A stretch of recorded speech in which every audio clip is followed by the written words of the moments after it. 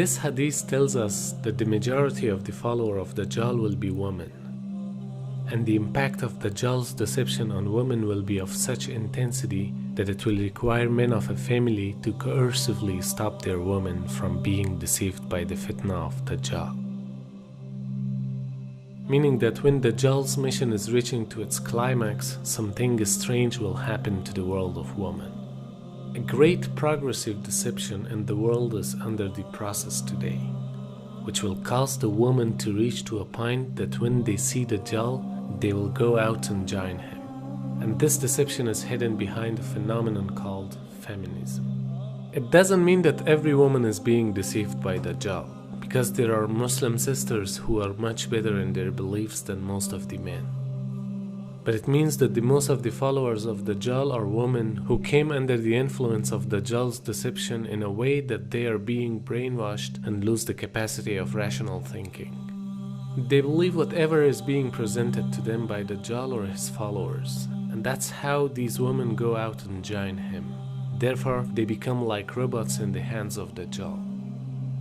Now, when we look at the issues of feminism, we have to understand that feminism in the West is quite different from what many of you might think feminism is as Muslims.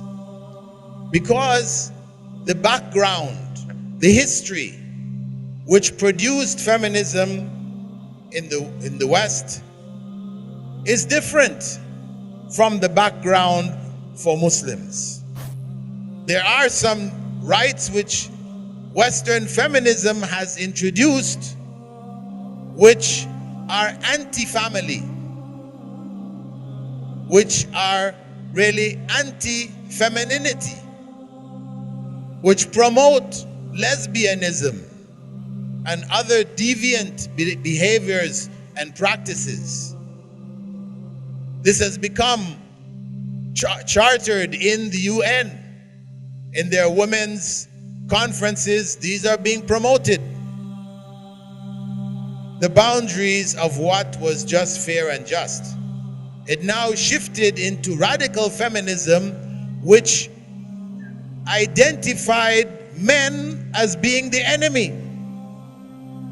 They talk about the patriarchal society, that the only way women are going to be truly free is if they divorce themselves from men. Practically. Especially now with technology, women can have a baby without the direct intervention of a man. They have sperm banks where you just make the arrangements, you get it, and you can have a child. So they say we don't need men. Of course, they still need the men to provide the sperm. So it's not that you don't need men, right? But the point is that even marriage now was being looked at as being a place of oppression of women. Because the idea that the man, is the head of the family and all this, no. They looked at that as being oppression. So they have launched an attack on the family itself. And this is what has now dominated the women's conferences that are connected with the UN, etc. The American and European feminists, they have dominated the discussion.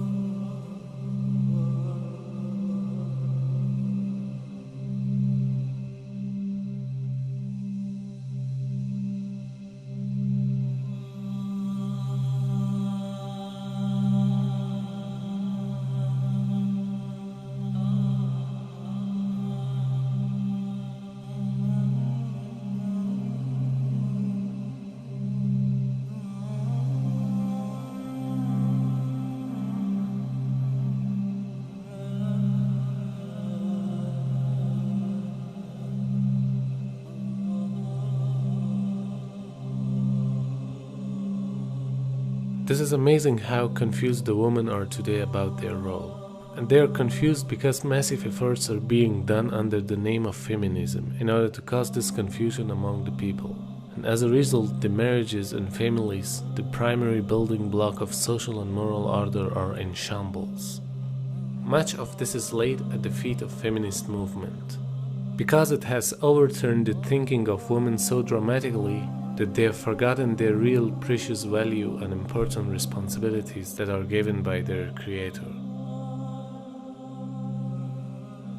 What the public sees about the feminism is that women want equal pay and they want to be free from certain social strictures.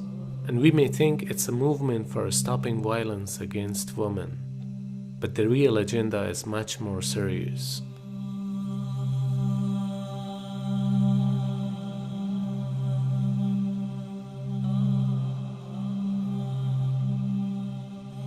This is our Prophet speaking. And he said, you will see Mirka Subyan, young people having massive wealth. Like Zuckerberg is a multi-billionaire before he was 30. And you will see Mu'amaratun Nisa. You'll see the movements to corrupt the women.